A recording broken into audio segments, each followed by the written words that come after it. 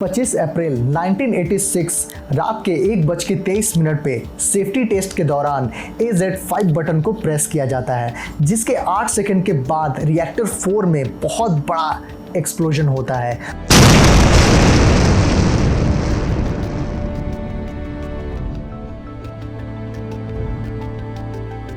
और इस Chernobyl explosion के पीछे आज बस एक ही सवाल उठता है कि आखिर इमरजेंसी शटडाउन की वजह से इतना बड़ा एक्सप्लोजन हुआ तो हुआ क्यों। और अगर आपको इस एक्सप्लोजन के बारे में नहीं पता है तो मैं आपको बता दूं कि इसका असर इतना बड़ा था कि जो शहर में हुआ था, प्रिप्यात शहर, वो आज भी उसकी पॉपुलेशन 0 है। अगर आप गूगल पे सर्च करें प्रिप्यात शहर की पॉपुलेशन तो वो 0 ही दिखाएगा। और अगर मैं बता दूं कि कुछ एक्सपर्ट का तो यहाँ तक कहना है कि आज से करीब 20,000 साल तक यहाँ पर कोई आबादी नहीं बच सकती। यहाँ पे इतना खतरनाक रेडिएशन फैला हुआ है। तो क्या था इसके पीछे का कारण, इसके बारे में आज के वीडियो में हम समझेंगे। हेलो फ्रेंड्स, मेरा नाम है उज्ज्वल आकाश और आज के वीडियो में हम चेरनोबिल डिजास्टर के बारे में बात करेंगे कि क्यों हुआ ये डिजास्टर, क्या था इसके पीछे का कारण, इसके बारे में हम डिटेल में समझेंगे। तो आइए वीडियो को शुरू करते हैं। There has been a nuclear accident in the Soviet Union and the Soviets have admitted that it happened. The Soviet version is this. One of the atomic reactors at the Chernobyl atomic power plant near the city of Kiev was damaged. Soviet union के पास 5 nuclear plant था, लेकिन हम में से ज़्यादातर लोग इनमें से सिर्फ एक के बारे में हम जानते हैं, चेरनोबिल के बारे में। जिस टाइम ये डिज़ास्टर हुआ उस टाइम यूक्रेन 15 सोवियत रिपब्लिक में से एक था और चेरनोबिल बेलारूस के बॉर्डर जो कि यूक्रेन के नॉर्थ में स्थित है वहाँ पे था। ये RBM के रिएक्टर सेंटर था, पावर स्टेशन का। RBM के रिएक्टर जो कि ग्रेफाइट रिएक्टर था और सोवियत को पावर दे रहा था 1970 से ही। जो चेरनोबिल रिएक्टर नंबर 4 था वो 2.5 साल पुराना ही था। ये मेन सिस्टम है। न्यूक्लियर रिएक्टर बहुत बड़ी मात्रा में हीट प्रोड्यूस करता है। इस हीट को कलेक्ट करने के लिए पंप से वाटर को सर्कुलेट किया जाता है वर्टिकली। देन रिएक्टर के थ्रू स्टीम को कलेक्ट किया जाता है सेपरेटर्स टैंक्स में। देन स्टीम टरबाइंस जनरेटर को घुमाने लगते हैं जो इलेक्ट्रिकल ग्रिड को पावर देते हैं। देन बड़ी लेक की हेल्प से स्टीम को ठंडा किया जाता है और मेन सर्किट में वापस भेज दिया जाता है और इसी तरह से साइकिल रिपीट होता है और इनको पूरे महीने फुल पावर पे रन किया जाता है।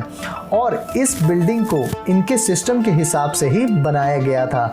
जो कंपोनेंट्स हैं वो अलग अलग कंपार्टमेंट में रखे गए हैं। जहां रिएक्टर को रखा गया था वहां वॉल की जो थिकनेस थी वो 2.5 मीटर मोटी थी और रिएक्टर को स्टील ड्रम के अंदर रखा गया था। जो सेंटर कंपोनेंट था वो था ग्रेफाइट मॉडरेटर।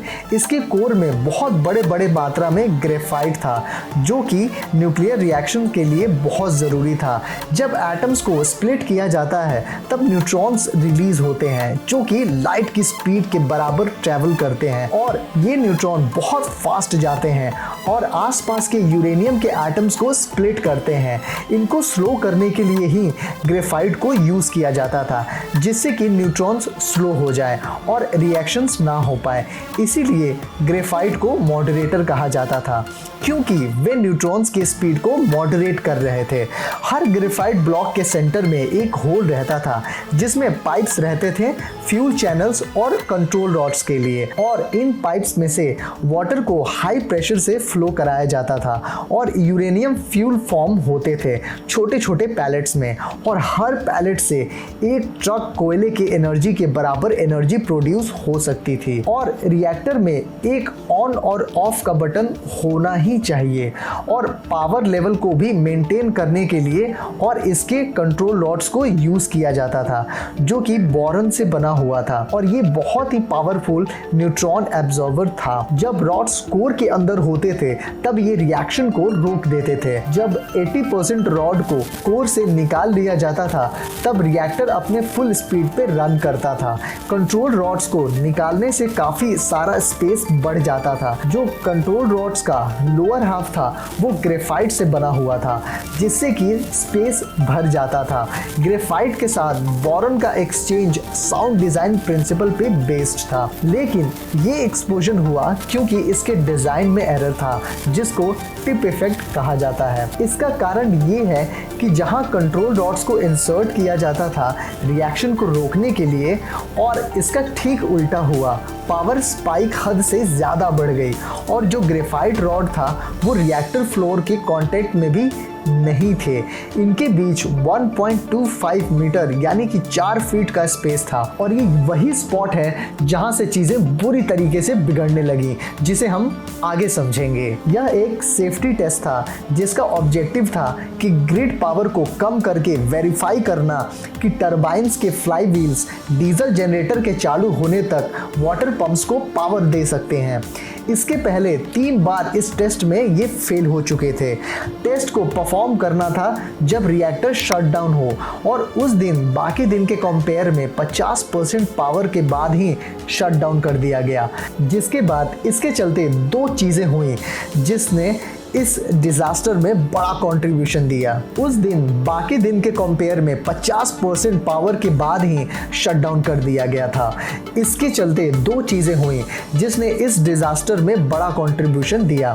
पहला कि रिएक्टर न्यूट्रॉन पॉइजन हो गया और दूसरा जो टेस्ट कर रहे थे नाइट शिफ्ट में वो लेस एक्सपीरियंस्ड थे और उन्हें अच्छी तरीके से ब्रीफ भी नहीं किया गया था टेस्ट करने से पहले। रात को 1 बजे शटडाउन की प्रोसेस स्टार्ट कर दी गई बट बीच में ही रुक गया क्योंकि इलेक्ट्रिकल ग्रिड को एडिशनल पावर की जरूरत थी और चेरनोबिल यूनिट 4 कमी को पूरा करना था। शटडाउन की पॉज रहने के 19 घंटे बाद शटडाउन प्रोसेस वापस कंटिन्यू होने लगा। तब रात में शिफ्ट चेंज होती है और न्यू शिफ्ट ने रिएक्टर को ऑटो कंट्रोल पे रख दिया 22% पावर के साथ और ऑटो मोड पॉइजन कोर के लिए डिजाइन नहीं था। टेस्ट होने के बाद पावर कम होकर 8% पे चला गया। जब रिएक्टर हाफ पावर पे रन कर रहा था तब पॉइजन हो गया था जेनॉन गैस से, जो कि पावरफुल न्यूट्रॉन पॉइजन है। और एक बहुत ही बेसिक रूल है कि जब रिएक्टर पॉइजन हो जाए या फिर हो रहा हो तब रिएक्टर को दोबारा रीस्टार्ट नहीं कर सकते हैं क्योंकि उस केस में जो रिएक्टर है वो अनस्टेबल हो जाएगा। जेनॉन फॉर्म होने लगता है 6 घंटे के बाद और न्यूक्लियर रिएक्शन के स्थिरता को यानी इक्विलिब्रियम स्टेट में इंटरफेयर करने लगता है। जो इंचार्ज थे एनाटोली डियाटलो वो अंडर प्रेशर में थे ये टेस्ट करने के लिए और शायद इसीलिए कंट्रोल रॉड्स को बाहर निकाला गया जिससे कि इनफ पावर बचे टेस्ट करने के लिए। और ये बहुत ही खतरनाक डिसीजन था और ये ऐसा था करना कि अगर कार का हैंड ब्रेक जैम हो जाए तो उसे फुल पावर देना। इसके 1 घंटे के बाद रिएक्टर के कंट्रोलर्स रुक जाते हैं और पावर 6% बढ़ जाता है। टेस्ट को 1:23 पे परफॉर्म किया गया जो कि 40 सेकेंड तक चला और स्टाफ ने टेस्ट को पूरा होने से पहले ही रिएक्टर को शट डाउन करने के लिए AZ5 बटन को प्रेस कर दिया था। देन स्टाफ्स ने रिपोर्ट किया कि अभी तक सब कुछ नॉर्मल है, जिसके 18 सेकेंड के बाद कंट्रोल रॉड इंसर्ट हो जाते हैं पूरी तरह से। कोर में कम से कम 15 रॉड होने ही चाहिए थे, लेकिन उस टाइम कोर में एक भी रॉड मौजूद नहीं था और इस मिसगाइडेड अटेम्प्ट को किया गया जिससे कि जेनॉन पॉइजनिंग को काउंटर बैलेंस किया जा सके। AZ5 सारे रॉड्स को इंसर्ट कर देता है एक साथ और रिएक्टर 4 टिप एफर्ट की तरफ बढ़ने लगता है। वाटर एक वीक न्यूट्रॉन पॉइजन है और जैसे ग्रेफाइट वाटर के संपर्क में आता है टेम्पररी इलेक्ट्रिसिटी फॉर्म हो जाती है रिएक्टर के फ्लोर पर और जो बोरन का पार्ट होता है रॉड पे वो उसको कांटेक्ट में आने में देरी हो जाती है और अचानक से पावर के बढ़ने से स्टीम बबल्स बनने लगते हैं। कम वाटर का मतलब है न्यूट्रॉन पॉइजन और ज़्यादा हीट और ज़्यादा रिएक्शंस। ये एक फीडबैक लूप है जिसको कुछ भी करके रिएक्टिविटी को नहीं रोका जा सकता था, जिससे फ्यूल्स चैनल्स वेपराइज्ड हो गए और छोटे छोटे एक्सप्लोजन की आवाज़ कंट्रोल रूम में सुनाई देने लगी। रिएक्टर प्रेशर लॉस्ट हो गया और जो कूलिंग वाटर था वो वेपराइज्ड हो गया और रिएक्टिविटी इंक्रीज हो गई कोर के चारों तरफ और रिएक्टर अपने मैक्सिमम क्षमता से 20 गुना ज़्यादा एनर्जी प्रोड्यूस करने लगा। इतना ज़्यादा कि उस टाइम वहाँ कुछ भी ऐसा इंस्ट्रूमेंट नहीं था जिससे कि इसे मेजर किया जा सके। इस सडन एनर्जी की वजह से रिएक्टर ड्रम और बिल्डिंग का स्ट्रक्चर होल्ड नहीं कर पाया। एक्सप्लोजन की वजह से 2000 टन का रिएक्टर लिड यानी कि ढक्कन उड़ के छत से टकराया और वापस रिएक्टर के गड्ढे में जा गिरा और रिएक्टर का कोर पूरी तरीके से मेल्ट हो गया।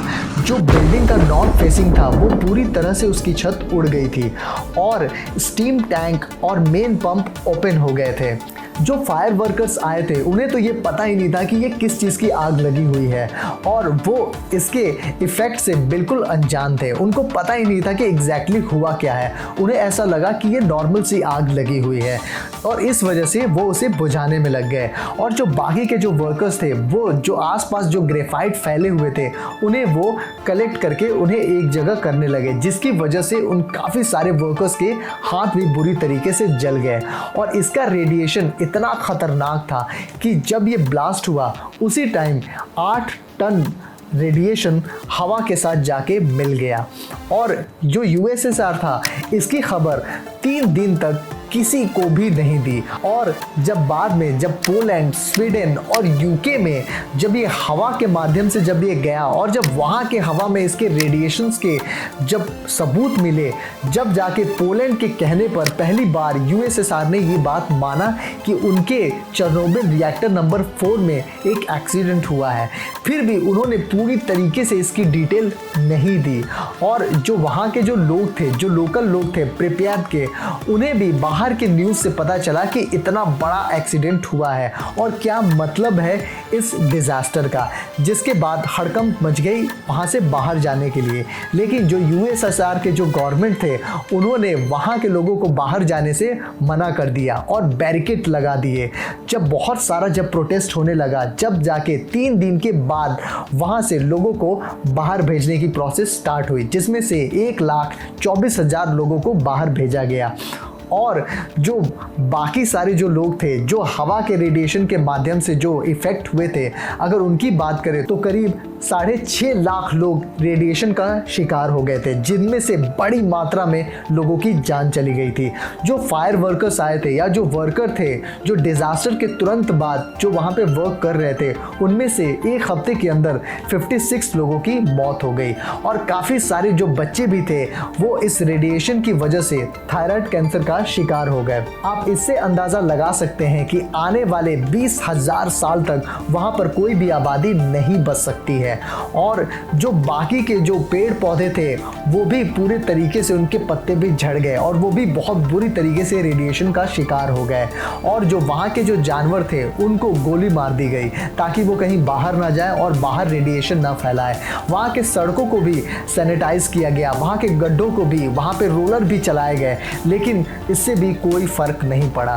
और वहाँ के जो लोग थे, वो आनंद फानंद में वहाँ से बाहर गए। अगर आप आज भी इस शहर की अगर आप कोई इमेज देखें या वीडियो देखें, तो वहाँ पे हर चीज़ आपको एज इट इज़ मिलेगी। जहाँ पे बर्तन थे, जहाँ पे टेबल पे जो चीज़ रखा हुआ था, वो एज इट इज़ आज भी वहीं पे है। हालांकि जो चेर्नोबिल के जो कंट्रोल रूम थे, उसके कुछ इंस्ट्रूमेंट्स को यूज़ किया गया, लेकिन बाकी के सब वैसे ही पड़े रह गए। यूएसएसआर ने इतना झूठ बोला कि आज भी जो हमारे पास जो इंफॉर्मेशन है, उसके आधार पे भी हम नहीं कह सकते कि 8 टन ही रेडिएशन फैला होगा। हो सकता है इससे बहुत ज़्यादा मात्रा में रेडिएशन हवा में फैला होगा, लेकिन वो लोग इस बात को भी लगातार छुपाते रहे। जब पोलैंड ने दबाव बनाया, तब जाके पहली बार यूएसएसआर ने इस एक्सीडेंट को अपनाया। आई होप कि ये वीडियो आपको अच्छी लगी होगी। अगर इस वीडियो से आपको कुछ भी जानकारी मिली या कुछ सीखने को मिला हो, तो इस वीडियो को आप लाइक करें, शेयर करें, सब्सक्राइब करें हमारे चैनल को, और बेल आइकन ज़रूर दबाएं ताकि हमारे आने वाली जितनी भी वीडियो हैं वो सबसे पहले आपको विजिबल हो। और हम मिलते हैं किसी अगले वीडियो में। तब तक के लिए this is Ujjwal Akash signing out until we meet again.